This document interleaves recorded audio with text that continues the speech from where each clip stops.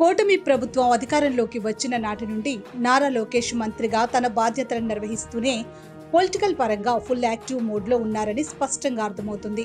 అయితే టీడీపీ జాతీయ ప్రధాన కార్యదర్శిగా ఉన్న నారా లోకేష్ కు వర్కింగ్ ప్రెసిడెంట్ గా ప్రమోషన్ వచ్చినట్లు తెలుస్తోంది. ఈ నేపథ్యంలో భాగంగా నారా లోకేష్ ముఖ్యమంత్రి పదవికి ఒక్క అడుగు దూరంలో ఉన్నారని గుసగుసలు వినిపిస్తున్నాయి. వర్కింగ్ ప్రెసిడెంట్ గా ప్రమోషన్ వచ్చిన నారా లోకేష్ ఇకపై చంద్రబాబు వారసుడుగా నారా లోకేష్ టీడీపీ పగ్గాలు చేపట్టబోతున్నారని జోరుగా ప్రచారం జరుగుతోంది.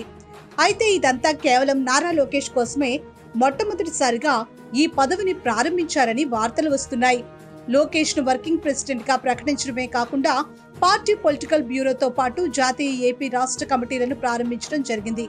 అంతేకాకుండా లోకేష్ ఆధ్వర్యంలోనే యువనేతలకు కీలక పోస్టులు అప్పగించినట్లు తెలుస్తోంది.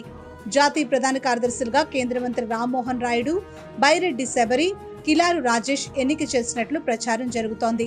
బీసీ, ఎస్సీ, ఎస్టీ, మైనార్టీ వర్గాలకు ఉన్నతమైన పదవులు అందించడంతో పాటు మహిళలకు పెద్దపీట వేసేందుకు కమిటీలను ఏర్పాటు చేసినట్లు ప్రచారం జరుగుతోంది.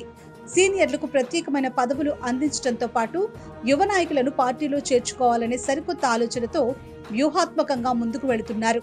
ప్రతి కమిటీలోనూ కొత్త వారికి అవకాశం ఇచ్చేలా ప్లాన్ చేస్తున్నారట. తాజాగా జరిగిన జాతీయ ఉపాధ్యక్షుల నియామకాల్లో దాదాపు అందరూ కొత్తవారే ఉండడం గమనార్హం.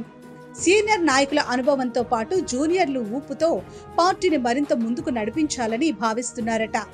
అయితే టీడీపీ పార్టీ పదవుల విషయంలో కూర్పులు మంత్రి లోకేష్ సారథ్యంలోనే జరిగిందని పలువురు అభిప్రాయపడుతున్నారు.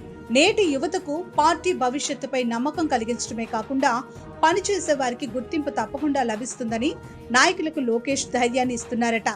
కీలక నిర్ణయాలతో నాయకులకు దిశానిర్దేశం చేస్తూ మంత్రి నారా లోకేష్ భవిష్యత్తు రాజకీయాల్లో మరిన్ని విజయాలను చేజిక్కించుకుంటారో వేచి చూడాల్సిందే.